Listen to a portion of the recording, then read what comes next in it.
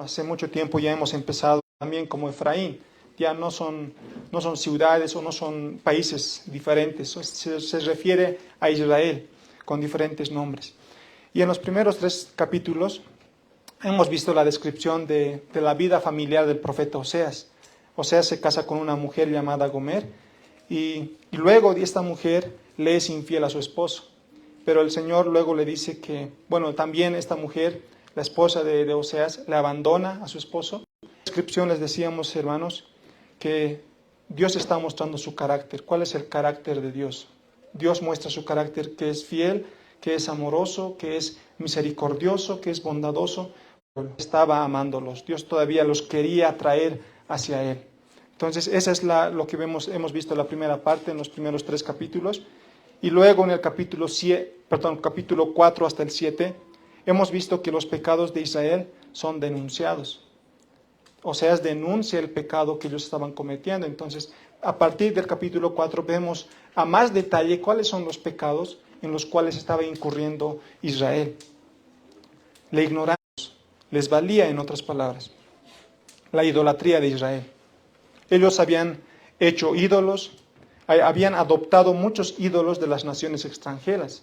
Ellos no podían mezclarse, como hemos visto la semana pasada, no podían mezclarse con otras naciones. ¿Por qué? Porque iban a ser contagiados de todas las inmundicias que había en naciones extranjeras. Pero ellos no obedecieron, no hicieron caso a eso, a lo que Dios les había dicho, y ellos se mezclaron y el juicio de Israel. Y hoy vamos a ver en el capítulo 8, ¿no? Y probablemente muchos de nosotros, muchas de las cosas que hemos escuchado, que vamos a escuchar ahora, ya lo hemos escuchado anteriormente. Y probablemente para nosotros pueda sonar algo repetitivo, ¿no? Algo que está redundando más o menos, podríamos decir. Pero es como el Señor lo quiso poner en su palabra. Y si el Señor quiso ponerlo así, nosotros también debemos considerarlo de la misma manera. Debemos tomarlas en cuenta y poder estudiar pasaje por pasaje. Entonces, hoy, hermanos, vamos a ver el título de este sermón, es el juicio de Dios contra Israel.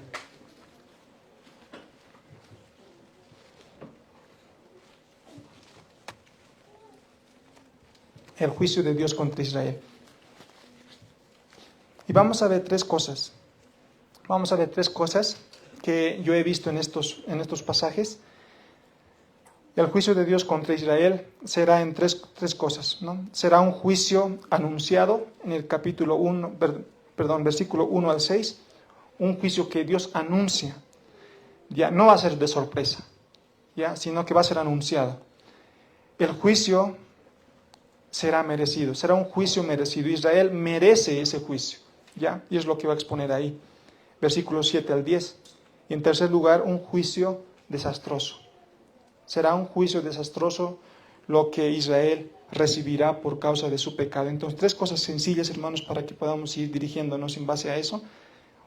El juicio de Dios contra Israel será un juicio anunciado, será un juicio merecido y será un juicio desastroso.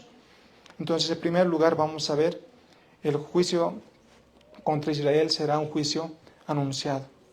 Y lo primero que lo primero que dice Oseas es: pon a tu boca trompeta.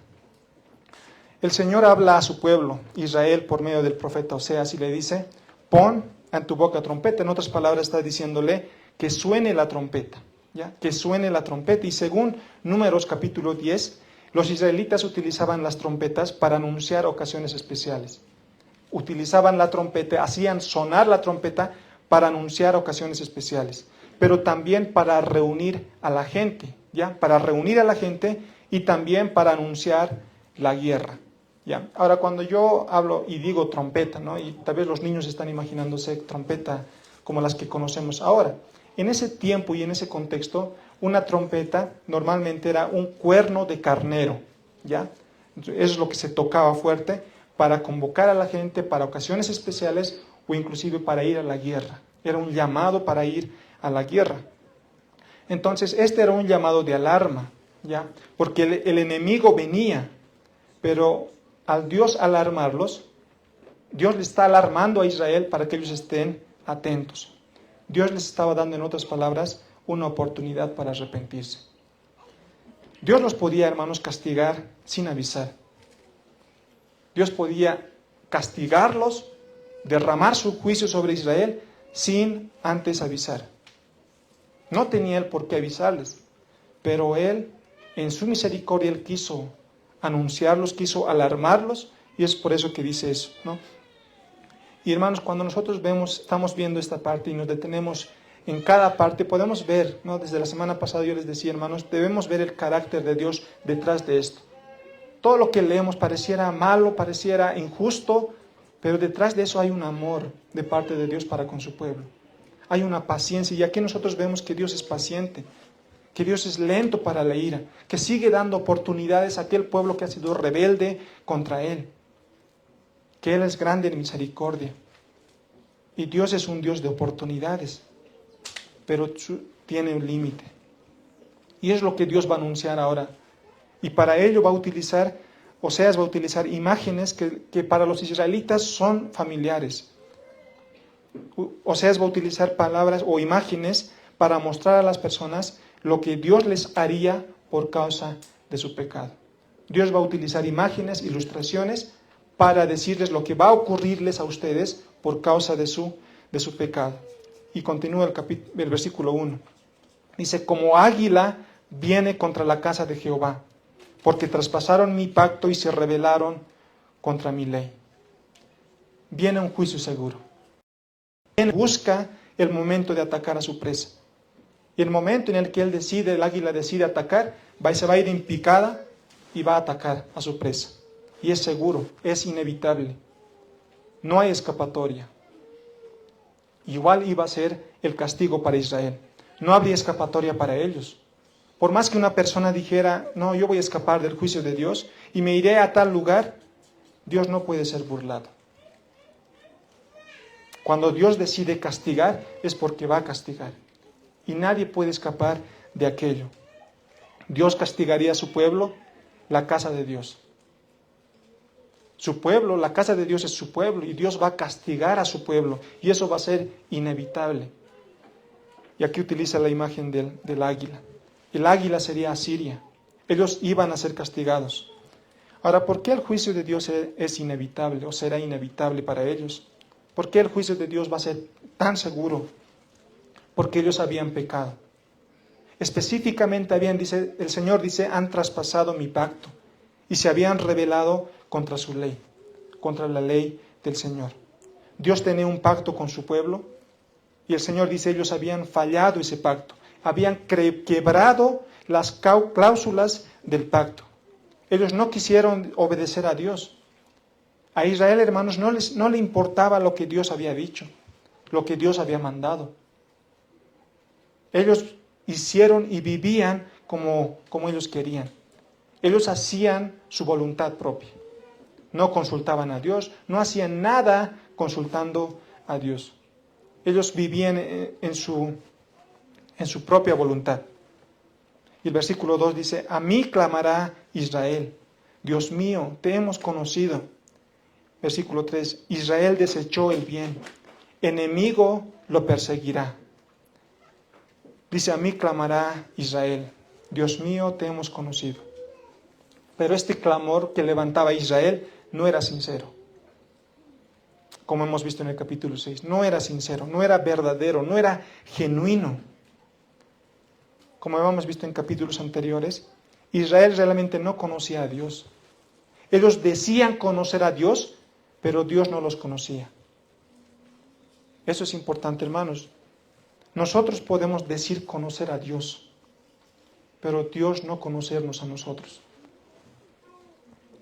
Y eso hace eco, hermanos, también en el Nuevo Testamento, en las palabras del Señor Jesús mismo. En Mateo 7:21, en el contexto Jesús está hablando de los falsos profetas y les dice, por sus frutos los conoceréis.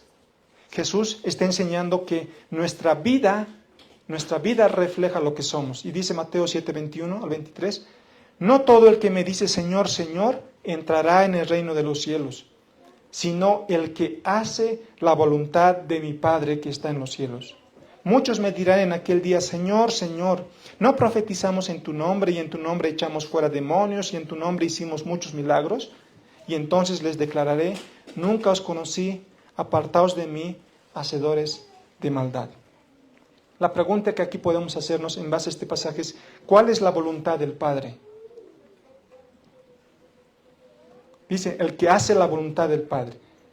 Señor, Señor, entrará en el Señor, entrará en el reino de los cielos, sino el que hace, dice, la voluntad de mi Padre que está en los cielos.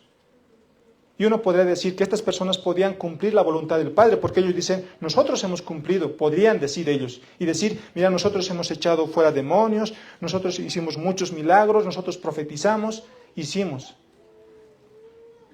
Pero también el Señor mismo dice, en Juan 6:40, ¿cuál es la voluntad del Padre?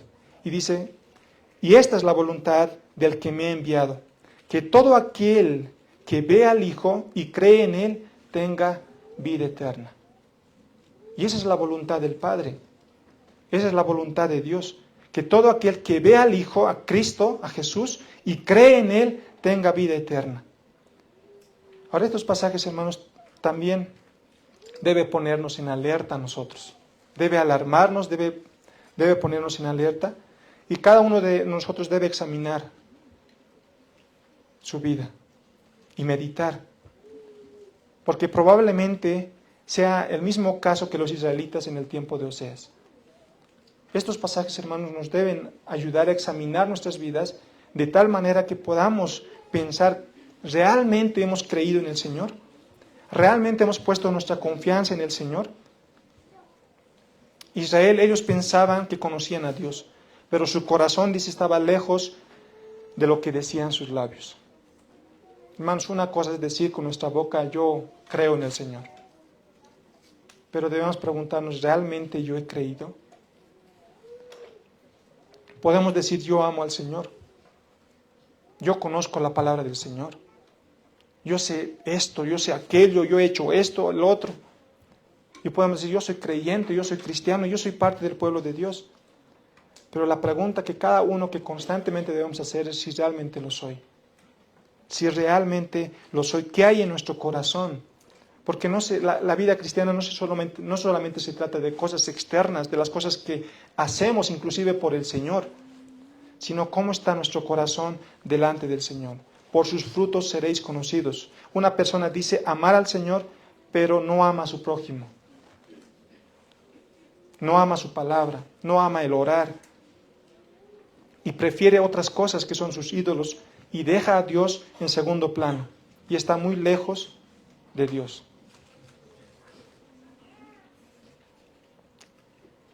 Hermanos, cuando eso pasa, cuando nosotros no tenemos un conocimiento verdadero de Dios, no conocemos a Dios verdaderamente y tampoco nos conocemos a nosotros mismos, empezamos a tomar malas decisiones. Y eso es lo que Israel hacía. Israel no conocía a Dios, no se conocía a ellos mismos, no podían verse, como la semana pasada hemos visto, ellos no podían verse la condición en la que estaban. Porque si se hubieran visto a ellos mismos, ellos hubieran dicho, no necesitamos a Dios. Pero no, ellos se creían fuertes todavía, cuando ya eran viejos y sin fuerza. Cuando eso pasa, hermanos, cuando no podemos ver a Dios y cuando no nos podemos ver tal como somos, empezamos a tomar malas decisiones. Y eso es lo que ellos hicieron. Versículo 4 dice, ellos establecieron reyes, pero no escogidos por mí, dice el Señor. Constituyeron príncipes, mas yo no lo supe. O sea, prácticamente está diciendo el Señor, ellos hicieron lo que ellos quisieron. Luego continúa el versículo 4. De su plata y de su oro hicieron ídolos para sí, para ser ellos mismos destruidos. Israel había desechado el bien, había desechado la sabiduría, había desechado a Dios, que era la fuente de la sabiduría. Y por lo tanto, dice, actuaban neciamente, ellos actuaban neciamente, hermanos, sin Dios no vamos a poder actuar sabiamente, sino neciamente. Ellos habían puesto gobernantes, habían puesto príncipes que se rebelaban contra Dios. Y ellos mismos, sus propios líderes, los llevaron a sumergirse en una profunda idolatría. Ellos habían escogido estos hombres de autoridad, supuestamente para que los guíe. Eran el pueblo de Dios. Pero habían escogido hombres que estaban en contra de Dios. Y obviamente los llevaron a sumergirse en una profunda idolatría, ídolo tras ídolo. Versículo 5 dice, tu becerro, oh Samaria, te hizo alejarte.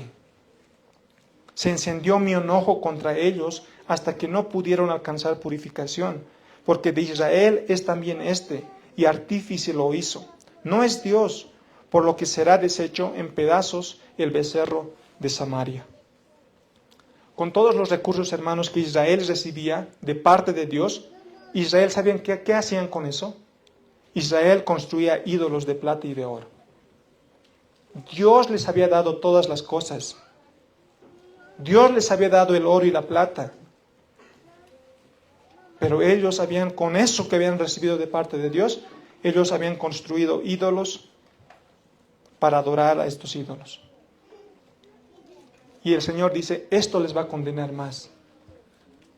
Ustedes mismos están creando cosas en contra de ustedes mismos porque esto los va a condenar más. Y la ira de Dios estaba puesta sobre ellos. En juicio Dios dice, los va a romper, los va a destruir en pedazos todos aquellos ídolos que ellos habían creado. Porque saben, hermanos, la palabra del Señor enseña que Dios es un Dios celoso, que Dios no comparte su gloria. Dios es un Dios celoso. Dios no comparte su gloria. Y Dios va a derribar todos los ídolos que se levanten. Éxodo 34, 12 al 14, dice, el Señor está hablando al pueblo de Israel y les dice, guárdate de hacer alianza con los moradores de la tierra donde has de entrar, para que no sean tropezadero en medio de ti. Derribaréis sus altares, quebraréis sus estatuas y cortaréis sus imágenes de acera, porque no te has de inclinar a ningún otro Dios, pues Jehová, cuyo nombre es celoso, Dios celoso es. Ahora nosotros, hermanos, muchas veces empezamos a construir nuestro propio mundo, empezamos a construir nuestro propio reino, a nuestra propia voluntad, y no a la voluntad de Dios. Y pensamos, o hacemos esto pensando que estamos haciendo lo correcto, y pensamos que es la voluntad de Dios, pero en realidad no lo es. Y empezamos a girar nuestra vida alrededor de nuestros ídolos. Empezamos a tener a Dios en segundo plano, pensando que lo que estamos haciendo es correcto. Y por eso, hermanos, cada uno de nosotros debe examinar su corazón. Porque probablemente con lo que Dios nos da, igual que Israel, podemos estar levantando ídolos y poner nuestra vida o girar nuestra vida alrededor de nuestro ídolo. Pero el Señor es un Dios celoso. Él no comparte su gloria. Dios les había advertido. No era un juicio de sorpresa. Dios podía. ¿Y por qué no podría? Podía ir en contra de su pueblo, sin avisar. Pero aún todavía el Señor, vemos ahí su carácter y Él sigue anunciando, ¿no? Les advierte. Es una alarma, no era una sorpresa. Pero el juicio también era un juicio que merecían. Ellos lo merecían. Ellos han sembrado y lo que ahora van a cosechar. Lo que ellos han sembrado ahora van a cosechar. Un juicio merecido. Versículo 7 al 10. Dice en versículo 7, porque sembraron viento y torbellino segarán. No tendrán mies, ni su espiga hará harina. Y si la hiciere, extraños la comerán. Los israelitas en su idolatría y en sus alianzas políticas estaban sembrando, dice, semillas que produjeran buenos frutos. Pero solo estaban sembrando viento, dice. Solo estaban sembrando vanidad, nada. Y cosecharían torbellino. Cosecharían tempestades. Ellos, a través de esas alianzas que ellos estaban haciendo y también a través de sus ídolos, pensaban que conseguirían prosperidad y paz. Ellos estaban tan enceguecidos, hermanos, que ellos, ¿se acuerdan? La semana pasada hemos visto, ellos querían ir a Egipto, querían hacer alianza con Egipto, querían hacer alianza con Asiria. Ellos pensaban que hacer estas cosas y adorar a sus ídolos, a esos ídolos que ellos mismos habían fabricado, ellos pensaban que iban a conseguir prosperidad, que iban a conseguir paz. Pero cuando llegó el momento de la cosecha, no había nada para cosechar. Y si había, dice, algo para cosechar, los enemigos la comerán.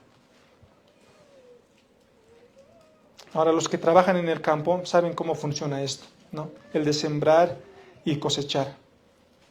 Y en nuestro contexto normalmente nosotros sembramos papa, vamos a decir. Si sembramos papa, nosotros no esperamos cosechar zanahorias. Vamos a cosechar también papas.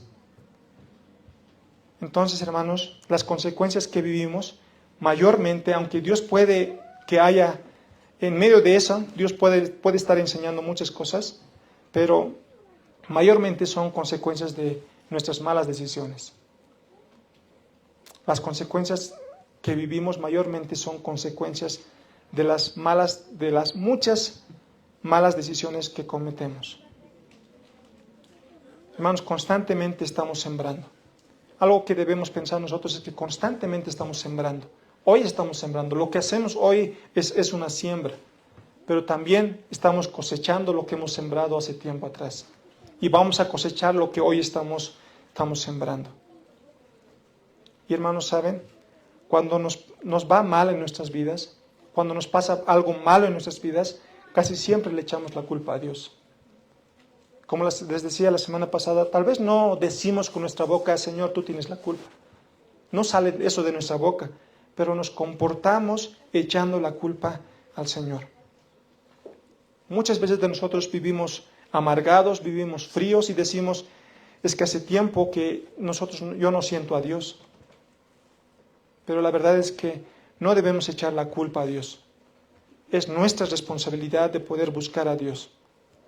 Es nuestra responsabilidad porque nosotros no estamos orando, no estamos leyendo la Biblia, no estamos dependiendo y confiando del Señor y por lo tanto obviamente nos vamos a sentir fríos, nos vamos a sentir amargados. Hermanos, nosotros tenemos la responsabilidad de buscar a Dios todos los días, alimentarnos cada día de Él. Versículo 8 dice, devorado será Israel, pronto será entre las naciones como vasija que no se estima. Israel no tendrá nada para comer. Israel dice no va a tener nada para comer. Incluso ellos, dice, serán devorados por Asiria. Llegará a ser como una vasija sin valor. Eso significa que Israel llegaría a ser nada. No tendría valor, no serviría para nada. Porque ellos, dice el versículo 9, ellos subieron a Siria y como asno montés para sí solo. Israel quería ser parte de las alianzas que estaban formándose en ese tiempo, en contra de Asiria. Pero ellos no los querían. Las demás naciones desechaban, aborrecían a Israel. Entonces Israel estaba solo. No podía aliarse con ninguna nación. Y dice que entonces Israel va donde Asiria. ¿Se acuerdan la semana pasada cuando decíamos que Oseas compara a Israel como una paloma revoloteando, que si iba allá, que si iba allá, como una paloma tonta decía? Aquí también es la misma idea que aquí maneja, como un asno montés para sí solo, como un asno tonto que no sabe dónde está yendo, sin rumbo, actuando neciamente, y ellos dicen se van a Siria, se van donde su propio enemigo, se van a buscar alianza, se van a buscar refugio a aquel lugar donde les querían hacer daño, donde los querían destruir. Luego dice, Efraín con salario alquiló amantes, aunque alquilen entre las naciones, ahora las juntaré y serán afligidos un poco de tiempo por la carga del rey y de los príncipes. Israel, al querer negociar con las naciones vecinas para su protección, dice que se vendió a las naciones como una prostituta. Los reyes de Israel, dice, rindieron homenaje al rey de Asiria. Entregaron regalos a Egipto. En lugar de ellos volverse a Dios, en lugar de ellos ser fieles a su esposo Dios, Israel se fue tras las naciones y terminó perdiéndolo todo. Israel lo perdió todo. Ellos debían volverse al Señor. pero ellos prefirieron, en su propia sabiduría, ellos prefirieron ir a buscar protección a las demás naciones y terminaron perdiéndolo todo. Hermanos, los problemas que nosotros mismos ocasionamos muchas veces y muchas veces pagamos las consecuencias de nuestros actos, ¿ya? Y nosotros pensamos o queremos solucionar por nuestras fuerzas. Es lo que estaba haciendo Israel. Israel quería remediar con sus propias fuerzas lo que ellos mismos han provocado. Ellos han provocado ¿qué? Castigo, ira, juicio de parte de Dios. Ellos merecían el juicio de Dios. Pero ellos dicen ahora, ¿cómo lo resolvemos? ¿Qué hacemos? Y la respuesta, ¿saben, hermanos, cuál es? ¿De qué hacemos cuando nosotros nos preguntamos y decimos, hemos fallado, he pecado, he hecho esto o aquello, he fallado? Es arrepentirnos y volver al Señor. Eso es lo que debía hacer Israel. Pero ellos prefirieron ir a otro lugar, menos a Dios. Se fueron a las naciones, confiaron en sus propios ídolos y no pudieron mirar a Dios. No quisieron en su corazón mirar a Dios y clamar por perdón a Dios. Ellos merecían el juicio de Dios. Ellos merecían el juicio de Dios.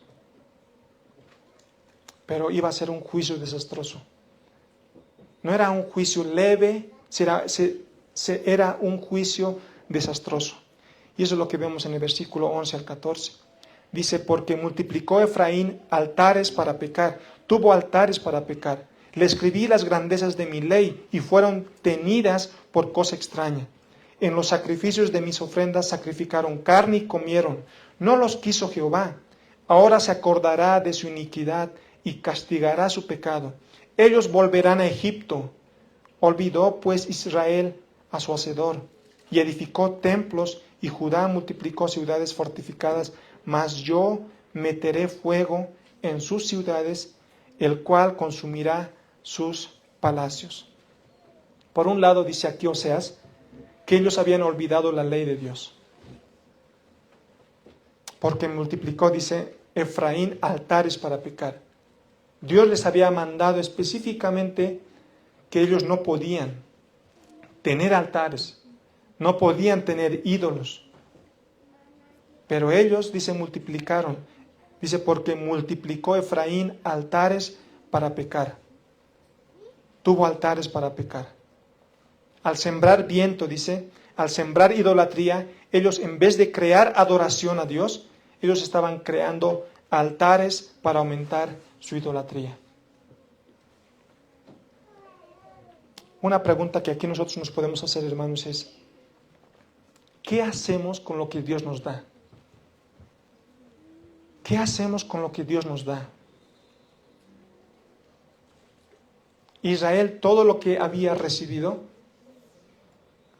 de parte de Dios, ¿ya? Israel lo había utilizado para adorar a esto. A hacer de estas cosas su ídolo. Dice, le escribí las grandezas de mi ley y fueron tenidas por cosa extraña. Dios les ha dado su ley.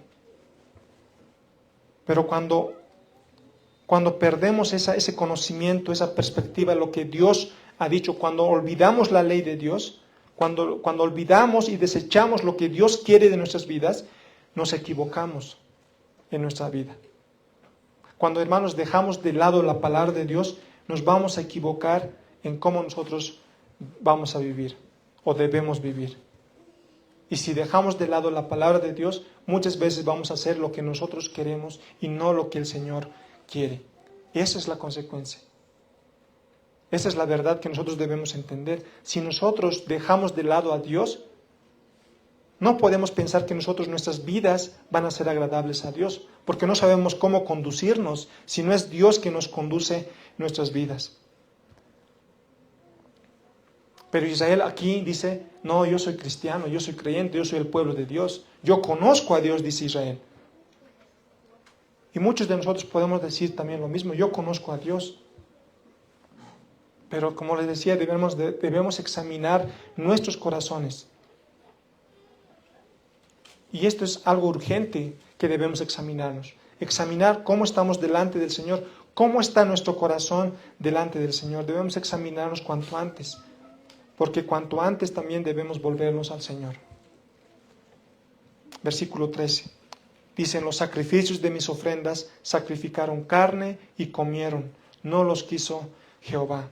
Los sacrificios que hacían, dice, el Señor no los quiso aceptar. ¿Por qué? Porque eran superficial, no era sincero, no era genuino. Con todo, lo que el Señor les daba, dice, ellos lo hicieron para la idolatría. Y lo hicieron como el que manda un fuego extraño. O sea, hacían algo que Dios no quería. Hacían algo que Dios no les había mandado. Y Dios obviamente no lo aceptó. Hermanos, es importante que nosotros podamos considerar el estado de nuestro corazón. Porque de eso dependen las cosas que nosotros exteriormente lo hacemos. Podemos hacer muchas cosas externamente, físicamente, a la vista de los demás, pero debemos examinar cuál es la motivación de nuestro corazón por las cuales hacemos estas cosas. Y debemos ser bien humildes para poder reconocer si hay algo malo que está ahí, debemos arrepentirnos y corregirlo. Dice, ahora se acordará de su iniquidad y castigará su pecado. Ellos volverán a Egipto. Ahora aquí nosotros en Oseas menciona a Egipto más de 10 veces. ¿Ya? Muchas veces menciona en su libro a Egipto. Y en tres veces en esta sección el profeta anuncia volverá a Egipto. Por ejemplo, dice en el versículo 8 al 13, ¿ya? También luego dice en el capítulo 9, versículo 3, y también en el capítulo 9, versículo 6. En esos tres lugares, Oseas hace mención de que Israel volverá a Egipto. Ahora, el volver a Egipto no significa que ellos literalmente volverán a Egipto, sino que Egipto aquí es un símbolo de la esclavitud, ¿ya? Aquí Oseas está utilizando esta palabra de volver a Egipto como símbolo o haciendo referencia a la esclavitud, que ellos volverán a la esclavitud. Ellos volverán a ser esclavos, pero no de Egipto, sino de Asiria. Y eso lo aclara también en el capítulo 11 del mismo libro de Oseas, capítulo 11, versículo 5, dice, no volverá a tierra de Egipto, sino que el asirio mismo será su rey, porque no se quisieron convertir. Entonces, aquí no debemos pensar, hermanos, que literalmente ellos van a volver a Egipto, sino se está refiriéndose a la esclavitud que había en Egipto, entonces ellos también van a volver ahora a la esclavitud, pero en este caso sería de Asiria. Y ahora dentro de este contraste, cuando los israelitas salieron de Egipto, ellos no tenían la ley, no habían todavía recibido la ley de Dios, no tenían todavía el tabernáculo, no había el sistema de sacrificios en ese tiempo cuando ellos salieron de Egipto, años pasados, ¿no? Pero ahora, ellos, los israelitas del tiempo de Oseas, ellos habían escuchado la ley de Dios por siglos habían escuchado. Pero ellos prefirieron, dice, ignorarlos. Y el sacerdocio se había, dice, corrompido. Los sacerdotes estaban ahí para guiar al pueblo, para ofrecer sacrificios por el pueblo. Pero ellos mismos, dice, y sus príncipes, sus reyes, se habían desviado de lo que debían hacer y estaban haciendo algo que era incorrecto delante del Señor. Y ahora que estaban tan cerca del juicio por parte de Asiria, en lugar de confiar en Dios, era el único que los podía librar de Asiria era Dios. Pero en lugar de poder confiar, de poner su confianza en Dios, ellos se olvidaron de Él. Israel se olvidó de la única persona que los podía ayudar y librar del castigo que en ese momento les estaba acechando, de la destrucción que los estaba acechando, que era Asiria. ¿Quién era esa persona? Era Dios. Ellos debían volverse a Dios, pero ellos hicieron lo contrario, se olvidaron de Dios. Versículo 14. Olvidó pues Israel a su Hacedor y edificó templos y Judá multiplicó ciudades fortificadas. Mas yo meteré fuego en sus ciudades, el cual consumirá sus palacios. Hermanos, en vez de Israel volverse a Dios, en vez de confiar en Dios, ellos, dice, se volvieron, le dieron la espalda más bien a Dios. Le dieron la espalda a Dios. Y al contrario, ellos, dice, fortificaron, dice, sus pueblos. Pero el Señor al final los iba a castigar. El Señor los iba a castigar al final. Así como Israel olvidó a Dios, que era la persona, el Dios que los podía ayudar, que los podía librar de ese castigo, Dios también, dice, no se olvidará de su pecado. Hermanos, Israel, eso está en el versículo 13, ¿no? Israel se había olvidado de Dios. Por lo tanto, Dios, dice, Dios no se olvidará de su pecado. Dios no se olvidará de su pecado. La pregunta que debemos hacernos es, ¿por qué Israel está en esta situación? ¿Por qué Israel llega a este punto tan desastroso de que Dios va a derramar su juicio sobre ellos? ¿Qué los llevó a estar en esta situación tan terrible para el pueblo de Israel? Era el pecado. Hermanos, era el pecado lo que los llevó a esa situación, a esa condición de Israel. El pecado, hermanos, había destruido espiritualmente la vida de los israelitas, pero también iba a destruirlos físicamente. Iba a destruirlos como nación. Y hermanos, cuando hablamos del pecado, el pecado es algo que Dios detesta. El pecado es algo que Dios aborrece. Y cuando hablamos del pecado, hermanos, por estos malos deseos que tenemos, somos tentados por ellos. Y si terminamos cediendo a la tentación, y si terminamos pecando, recibiremos el fruto del pecado, que es la muerte. Y así, es así como lo explica Santiago. El problema está en nuestro corazón, los deseos que tiene nuestro corazón. Y somos tentados de lo que en nuestro corazón mismo hay. Y si cedemos a la tentación, caemos en pecado, dice, vamos a cosechar el fruto del pecado, que es la muerte.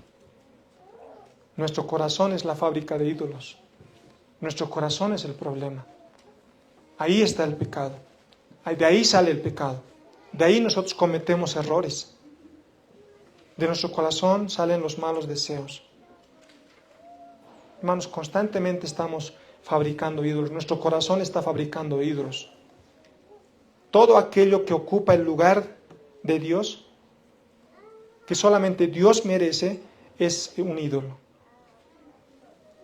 Todo aquello que nuestro corazón exalta, atesora, llegaría a ser ídolo. Todo aquello que ocupa el lugar de Dios en nuestro corazón, que solamente Dios merece ocuparlo, es un ídolo. Alguien dijo, ¿quieres que Dios destruya algo? Hazlo un ídolo. ¿Quieres que Dios destruya algo? Hazlo un ídolo. Y hermanos, nosotros no esperemos llegar a eso. No esperemos llegar a eso, sino que cuanto antes podamos reconocer nuestros ídolos y arrepentirnos, pedirle perdón al Señor y volvernos al Señor. Israel había entrado en una profunda decadencia por causa de su pecado. Pero ahora Dios los va a castigar. Israel se había desviado del camino de Dios. Israel se había rebelado en contra de Dios. Había hecho lo que él quería. Y ahora Dios los va a castigar. Si ellos no se arrepienten, Asiria los va a destruir. Dios todavía ahí le estaba dando una oportunidad para que se arrepientan y vuélvanse. Vuélvanse, arrepiéntanse de sus pecados y vuelvan a mí.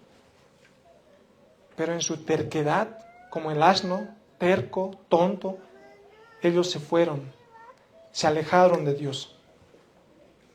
Se fueron a Siria.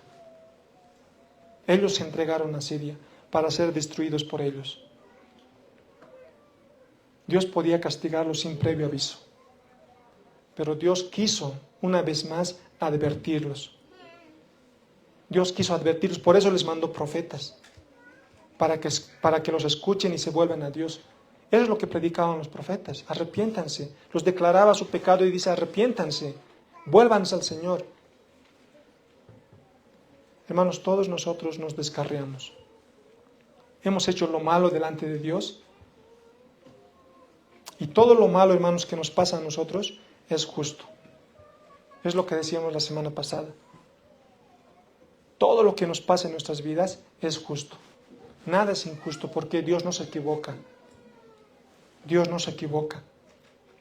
Y todo lo bueno que nos pasa es gracia que no lo merecemos. Si algún momento tú pensaste que las cosas que te están pasando son injustas, nada es injusto. Si alguna vez se ha cometido alguna injusticia, si alguna vez se ha cometido alguna injusticia o un ejemplo de injusticia, es el caso de nuestro Señor Jesucristo. Esa es la única injusticia que sí vale. El único puro y santo, sin pecado, fue tratado como el peor pecador, colgado en una cruz. ¿Por qué decir nosotros lo que me está pasando es injusto? Lo único injusto que nosotros debemos considerar es que Jesús, lo que le pasó a Jesús, siendo santo, sin pecado, fue tratado como el peor de los pecadores, colgado en una cruz. Pedro dice en el capítulo 3, 18, 1 Pedro 3, 18, porque también Cristo padeció una sola vez por los pecados, el justo por los injustos, para llevarnos a Dios. Jesús padeció, siendo justo, padeció por los injustos. ¿Para qué? Para llevarnos, dice, a Dios. Hermanos, nosotros no podemos volvernos a Dios por nuestra propia cuenta, por nuestros propios esfuerzos. Solo Dios puede obrar de esa manera. Solo Dios nos puede llevarnos a Él. En la muerte de nuestro Señor Jesucristo. En el sacrificio de nuestro Señor Jesucristo, cuando el justo murió por los injustos, es cuando nosotros podemos ser llevados en Cristo delante de Dios. La pregunta es ¿por qué? Porque es el mismo Dios que estaba con Israel pidiéndoles. Este Dios que aquí vemos es el mismo Dios que estaba a Israel pidiéndoles una y otra vez que se arrepientan. Porque los amaba y estaba con ellos a pesar de su rebeldía. Y Dios, amando a su pueblo Israel, les decía: arrepiéntanse, vuélvanse a mí. Les daba una y otra oportunidad con cada profeta que les mandaba. Ese mismo Dios que estaba con ellos, pidiéndoles una y otra vez que se arrepientan, es el mismo Dios que también envió la salvación para nosotros. Es el mismo Dios que envió a Jesucristo a este mundo. Jesús no era un profeta más. Jesús era el profeta. Jesús no era un rey más. Jesús es el rey. Jesús no era un sacerdote más, sino es el sumo sacerdote. Jesús es la persona que ellos necesitaban. Y es la persona que nosotros necesitamos también para ser librados de la destrucción eterna. Hermanos, nosotros necesitamos a Jesús. Necesitamos a Jesús para ser librados de la destrucción eterna. Sin Jesús, hermanos, no hay salvación. Sin Jesús no hay vida eterna. Sin Jesús solamente, hermanos, nos espera un castigo eterno por la eternidad, porque lo merecemos. Y ese castigo, hermanos, no es injusto, lo merecemos, porque hemos pecado delante del Señor. Y hermanos, eso nos debe llevar a reflexionar que cada día que tenemos es una oportunidad para arrepentirnos y volvernos a Dios. Cada día que tenemos Es un día, una oportunidad más que el Señor nos da para volvernos a Él. Pedir perdón a Dios y decirle: Señor, ayúdame a romper todo, derribar todos esos altares, todos esos ídolos,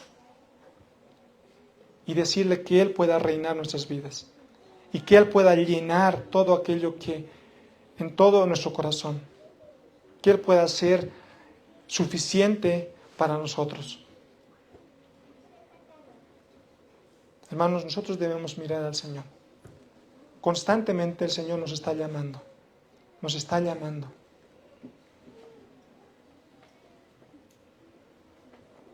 Debes mirar a Cristo, debes mirar su gracia, debes mirar a Dios, que constantemente está demostrando su gracia para con nosotros.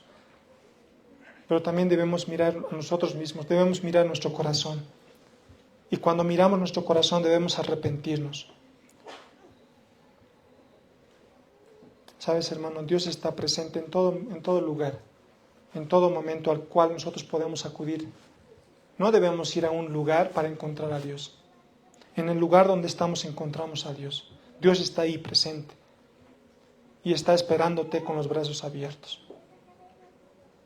Si alguno de aquí no es creyente, la condición de esta persona es terrible. Y lo que le espera es algo desastroso, un juicio eterno, un castigo eterno. Pero la buena noticia es que Dios está esperando. Dios es un Dios de oportunidades. Y un día más es una oportunidad más. Y Él está esperando con los brazos abiertos. Pero no siempre estará así. Su paciencia tiene un límite. Sus oportunidades también. Isaías 55, 6 al 7 dice: buscad a Jehová mientras puede ser hallado. Las oportunidades que el Señor nos da son oportunidades en las que podemos encontrar todavía a Dios. Buscad a Jehová mientras puede ser hallado. Llamadle en tanto que está cercano. Deje el impío su camino y el hombre inicuo sus pensamientos, y vuélvase a Jehová, el cual tendrá de él misericordia. El cual tendrá de él misericordia, y al Dios nuestro, el cual será amplio en perdonar. Él está esperándonos para que vayamos a Él. Y Él está dispuesto, dice, a extender su misericordia sobre nosotros y perdonarnos a nosotros de nuestros pecados. Dice que nuestros pecados Él los toma y los echa hasta lo más profundo del mar. Dice Miqueas 7, 18 al 19. ¿Qué Dios como tú, que perdona la maldad y olvida el pecado del remanente de su heredad? No retuvo para siempre su enojo, porque se deleita en misericordia.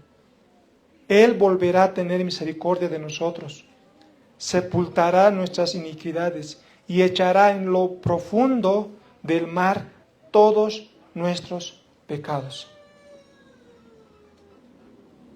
Y dice también: y no me acordaré más de ellas. Isaías 43, 25. Yo soy el que borro tus rebeliones, por amor de mí mismo. Y no me acordaré de tus pecados. No me acordaré más de tus pecados. ¿Qué es lo que debemos hacer, hermanos? Todos seamos creyentes, seas incrédulo, ir al Señor. Ir al Señor constantemente. La vida del creyente es una vida de arrepentimiento. La vida del creyente es una vida bajo los pies de la cruz, recordándolo constantemente el Evangelio, recordando constantemente lo que Cristo hizo por nosotros. Yo era un pecador. Dios es un Dios santo. Pero Dios envió a su Hijo Jesucristo para que muera en mi lugar y pagar lo que yo merecía pagar. Y solamente porque como ya mi deuda delante de la justicia de Dios está saldada, yo puedo ser recibido en Cristo como un hijo de Dios y recibir por heredad la vida eterna. Hermanos, debemos nosotros buscar al Señor, tener una vida de gratitud, una vida de agradecimiento delante del Señor por todas las cosas que Él nos da. podamos ir sembrando estas buenas cosas. La dependencia del Señor, el poder confiar en el Señor en todo momento. Y con esto termino, hermanos. Dice Gálatas 5, 16 al 26. Digo pues, andad en el Espíritu y no satisfagáis los deseos de la carne, porque el deseo de la carne es contrario al Espíritu, y el del Espíritu es contrario a la carne. Y estos deseos se oponen entre sí, para que no hagáis lo que quisierais. Pero si sois guiados por el Espíritu, no estáis bajo la ley.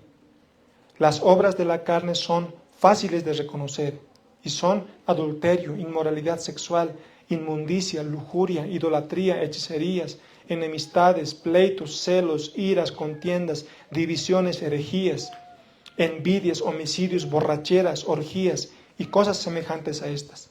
En cuanto a esto os advierto, como ya os he dicho antes, que los que practican tales cosas no heredarán el reino de Dios. Pero el fruto del Espíritu es amor, gozo, paz, paciencia, benignidad, bondad, fe, mansedumbre, templanza. Contra estas cosas no hay ley. Pero los que son de Cristo han crucificado la carne con sus pasiones y deseos. Y vivimos por el Espíritu. Si vivimos por el Espíritu, andemos también por el Espíritu. No busquemos la vanagloria. Si nos irritamos unos a otros, ni nos irritemos unos a otros, ni sintamos envidia entre nosotros. Por eso, hermanos, debemos mirar al Señor, pidiéndole que nos ayude a vivir en el Espíritu, constantemente obedeciéndole, considerar la palabra del Señor, considerar la ley del Señor, y eso es sembrar. Buscar al Señor es sembrar las cosas buenas, para que podamos cosechar después también cosas buenas. Hermanos, son cosas que nosotros debemos reflexionar. Probablemente, como les decía al inicio, es algo repetitivo, algo que el juicio de Dios, el castigo, el pecado de ellos, pero son cosas que Dios ha querido plasmarlos en su palabra. Y nosotros igual debemos ir reflexionando una y otra vez. Y si el Señor quiso repetir muchas cosas en su palabra, nosotros también debemos repetirlas una y otra vez, porque es importante para el pueblo del Señor. Reflexionemos y no dejemos pasar el tiempo.